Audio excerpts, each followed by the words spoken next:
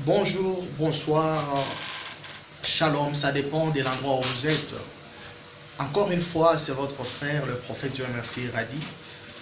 Le Seigneur a permis que nous ayons encore une fois une pensée que nous aurons à partager dans quelques minutes. L'autre fois, nous avons parlé sur le trône, mais nous parlerons sur la couronne. La couronne, c'est tellement important et édifiant. Beaucoup de gens parlent de la couronne et n'arrivent pas à comprendre d'abord qu'est-ce qu'est la couronne. Oui, je ne refuse pas, il y a plusieurs définitions, ça dépend. Mais nous allons jongler dans un autre sens pour essayer de comprendre le pourquoi de la couronne dans la vie de l'homme. Dans une autre dimension, nous expliquerons plus sur la bataille de la couronne. La couronne, c'est quoi? La couronne, c'est une rémunération qu'on donne à quelqu'un qui a fait quelque chose comme un travail. En d'autres termes, c'est un prix. Dans une autre dimension, c'est une récompense. Voilà en fait. Après un travail, après un service, après quelque chose comme une bataille ou une conquête, lorsque quelqu'un remporte, on lui donne un prix. Voilà en fait la couronne dans sa brève définition. Ce que nous devons connaître de la couronne est que la couronne est prostituée. Dans la bataille de la couronne n'a pas d'amis. C'est pourquoi je dis que la couronne est prostituée. Pourquoi? Elle cherche toujours la tête de celui qui a fait mieux. C'est pourquoi tu peux avoir la couronne le matin et la perdre à midi. Tu peux avoir la couronne à midi et la perdre le soir. L'objectif n'est pas d'avoir la couronne dans la vie, mais l'objectif c'est de garder la couronne. L'objectif n'est pas de gagner la bataille, mais l'objectif c'est de rester victorieux. Avec cette illustration de la pensée sur la bataille de la couronne, nous expliquerons sur deux femmes dans la Bible, dans les livres d'Esther. La première, c'est Vashti, comme vous connaissez très bien l'histoire. Vashti avait une couronne, elle était reine avant Esther. Esther est venue récupérer la couronne qui n'était pas à elle, mais par désobéissance, par manque du savoir. Et Vashti a perdu la couronne. C'est-à-dire quoi? Avoir la couronne, ce n'est pas un problème. Mais le problème, c'est de savoir comment garder la couronne. Toute personne sur la terre a besoin de la couronne. Que ce soit les commerçants, ils ont besoin du prix après la conquête, après la bataille. Que ce soit le militaire, que ce soit le politicien, que ce soit les hommes de Dieu. Nous tous sur la terre, nous visons l'objectif. Nous sommes autour de quelque chose que l'on appelle la couronne. Surtout pour nous croyants qui croyons en Jésus-Christ.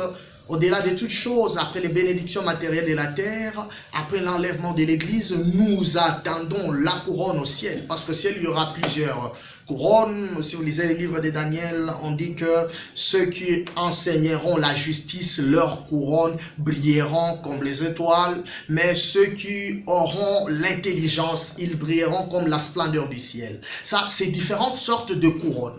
Mais je ne suis pas là, je suis sur la bataille de la couronne.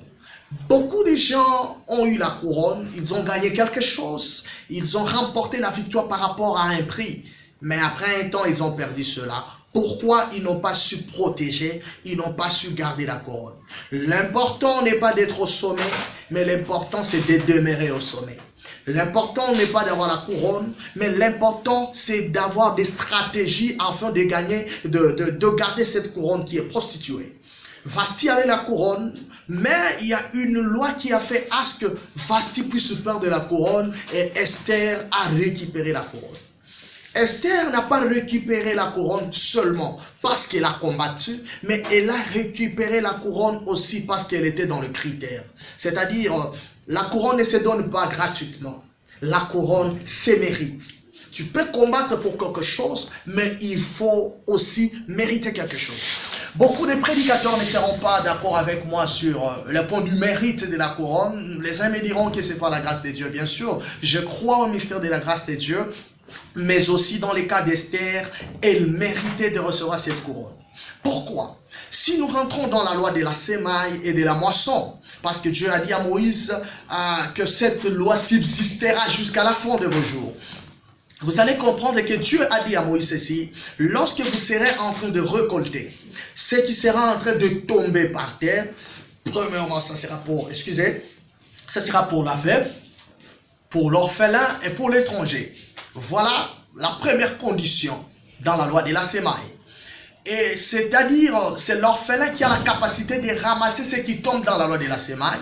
C'est la veuve qui a la capacité de ramasser ce qui tombe selon la loi de la semaille. Et l'étranger aussi. Maintenant, par rapport au règne de Vasti, nous considérons Vasti comme un champ. Et nous considérons la sémence comme étant la couronne qui était sur la tête. Et cette couronne, lorsqu'elle est tombée par terre, c'est comme une sémence qui tombe par terre. Il a fallu maintenant que celui qui est dans les critères puisse ramasser cela.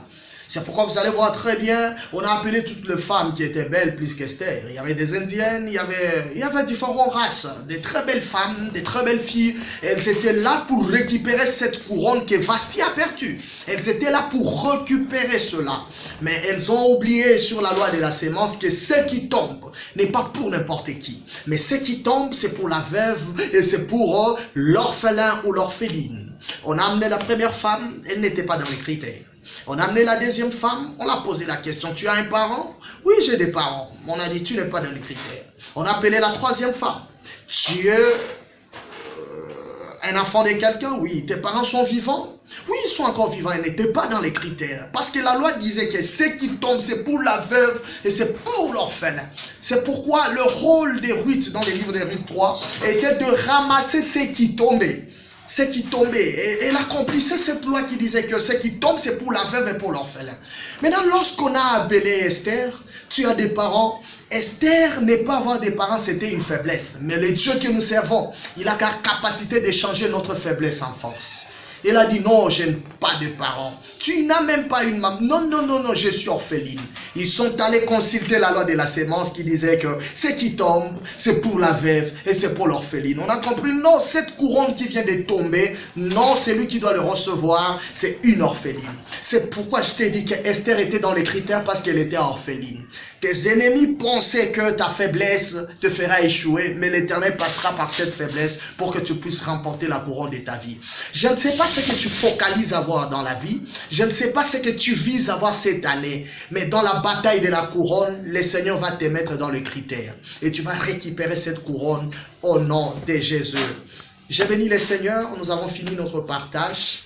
Chers internautes, chers amis, partagez aussi ce le prophète Dieu merci Héradi. Je vous aime bien, que la couronne reste sur votre tête, qu'aucun ennemi ne prenne cela. Et si vous n'avez jamais eu la couronne dans votre conquête, récupérez cela au nom de Jésus et soyez dans le critère. Shalom.